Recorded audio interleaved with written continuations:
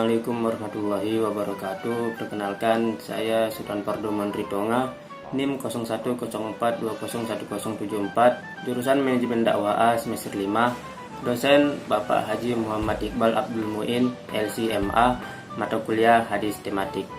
Tugas ini dibuat untuk memenuhi ujian akhir semester Hadis Tematik. Di sini saya akan memaparkan beberapa materi mengenai yang pertama yaitu etika bersilaturahmi. Yang pertama yaitu ikhlas. Niatkan hanya untuk mencari ridho Allah ketika bersilaturahmi. Sebaiknya hindari niat selain untuk mencari ridho Allah. Yang kedua, menyapa dengan ucapan yang baik ketika hendak bertamu. Sebelum memasuki rumah yang akan kita kunjungi, beri salam dengan kata-kata yang baik dan hindari kata-kata yang bisa mengganggu tuan rumah. Yang ketiga yaitu pilih waktu yang tepat untuk bersilaturahmi. Saat akan bertemu sebaiknya diperhatikan situasi dan kondisinya. Hindari berkunjung di jam-jam istirahat atau jam menjelang tengah malam.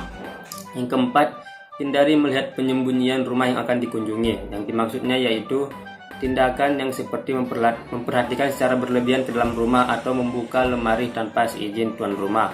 Yang kelima yaitu perhatikan waktu berkunjung. Terlebih kita tidak berkunjung pada waktu yang tepat dan perhatikan lama waktu kita berkunjung.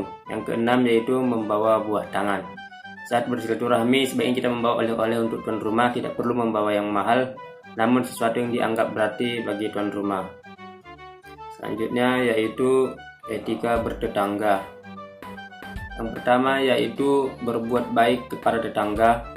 Allah Subhanahu wa taala berfirman pada Quran surah An-Nisa ayat 36, artinya, dan sembahlah Allah dan janganlah kamu mempersekutukannya dengan sesuatu apapun, dan berbuat baiklah kepada kedua orang tua, karib kerabat, anak-anak yatim, orang-orang miskin, tetangga dekat dan tetangga jauh, teman sejawat, ibnu sabil dan hamba sahaya yang kamu miliki. Sungguh Allah tidak menyukai orang yang sombong dan membanggakan diri. Yang kedua yaitu memuliakan dan menghormati tetangga. Adab bertetangga lainnya yakni menghormati dan memperlakukan tetangga dengan baik. Rasulullah SAW pernah bersabda yang artinya, dari Abu Hurairah radhiyallahu anhu, Rasulullah SAW bersabda, siapa yang beriman kepada Allah dan hari akhir, hendak ia berkata baik atau diam. Siapa saja yang beriman kepada Allah dan hari akhir, hendaklah ia memuliakan tetangganya. Siapa saja yang beriman kepada Allah dan hari akhir, hendaklah ia memuliakan tamunya. Hadis riwayat Bukhari dan Muslim. Yang ketiga yaitu tidak mengganggu tetangga. Salah satu hadis terkait dengan larangan untuk tidak mengganggu tetangga tercantum dalam kitab Al-Adab Al-Mufrad, yang artinya, dari Abu Hurairah ia berkata, ada seseorang bertanya kepada Rasulullah, wahai Rasulullah, si fulana sering melaksanakan sholat di tengah malam dan berpuasa sunnah di siang hari. Dia juga berbuat baik dan bersedekah, tetapi lidahnya sering mengganggu tetangganya. Rasulullah menjawab, tidak ada kebaikan di dalam dirinya dan dia adalah penduduk neraka. Para sahabat berkata lagi, terdapat wanita lain, dia hanya melakukan sholat fardu dan bersedekah dengan gandum, namun ia tidak mengganggu tetangganya. Dan Nabi berkata, dia adalah dari penduduk surga. Hadis riwayat Al-Bukhari. Dalam kitab Al-Adab Al-Mufrad nomor 119, Syekh Al-Albani mengatakan bahwa hadis ini sahih.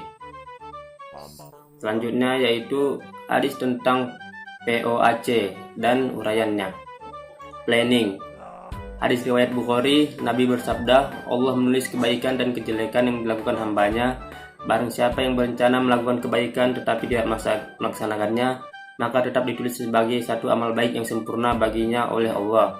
Tetapi barang siapa yang berencana melakukan kebaikan dan betul-betul dilaksanakan, maka Allah ditulis 10 kebaikan dan 700 lipat cabang sampai cabang yang banyak. Sebaliknya, barang siapa yang berencana melakukan kejelekan tetapi tidak dilaksanakan, maka ia dianggap melakukan kebaikan yang sempurna. Jika ia berencana melakukan kejelekan dan melaksanakannya, maka ditulis sebagai satu kejelekan. Hadis tersebut mengindikasikan bahwa seorang muslim harus mempunyai rencana atau planning dalam segala hal yang baik, apalagi dalam sebuah organisasi atau perusahaan. Bahkan dalam hadis tersebut digambarkan dengan hitungan matematis, yaitu satu kebaikan ditulis 10 kebaikan. Hal ini dapat diartikan planning yang baik akan menghasilkan laba yang baik.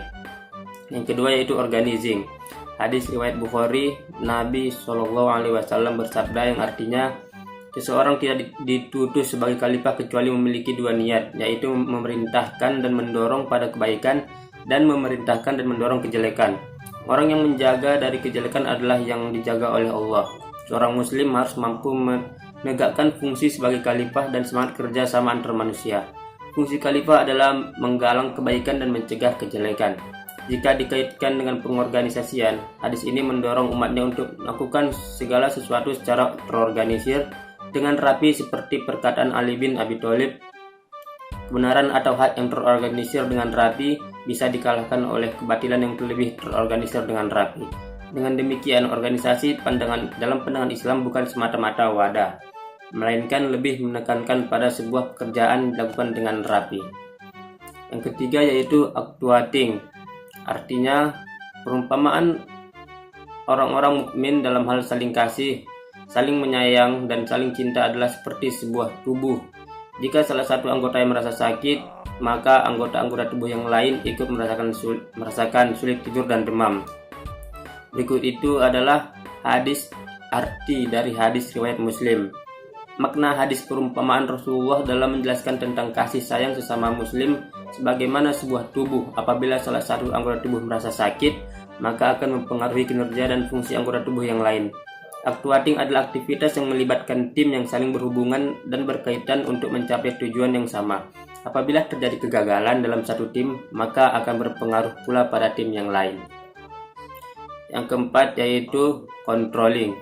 Rasulullah SAW bersabda yang artinya, bertakwalah pada Allah di mana saja berada, gantilah yang jelek dengan yang baik, bergaullah dengan orang lain dengan akhlak yang bagus. Hadis tersebut mengajarkan bahwa seseorang harus selalu berbuat baik dengan perilaku yang baik pula. Untuk mewujudkan hal tersebut, maka diperlukan adanya pengawasan baik dari diri sendiri maupun orang. Pengawasan dalam pandangan Islam adalah untuk meluruskan yang tidak lurus, mengoreksi yang salah dan membenarkan yang hak.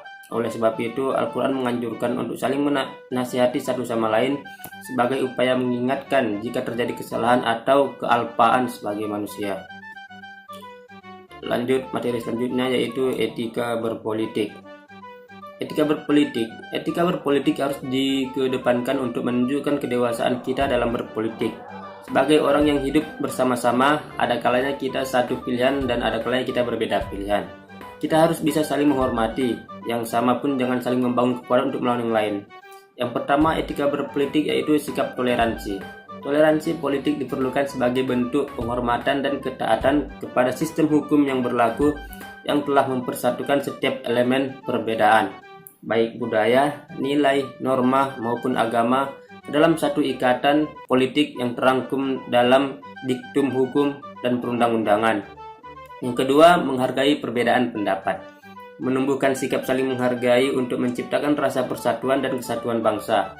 Apabila setiap orang memiliki sikap menghargai perbedaan pendapat orang lain, maka akan terjalin kerukunan dan kenyamanan dalam setiap proses kehidupan. Hal ini juga sudah tercantum dalam Pancasila yang menjadi ideologi dasar pandangan hidup bangsa Indonesia. Yang ketiga yaitu mengutamakan kepentingan umum dibanding dengan kepentingan golongan atau egoisme. Lanjut, materi yang terakhir yaitu larangan korupsi, kolusi, dan nepotisme.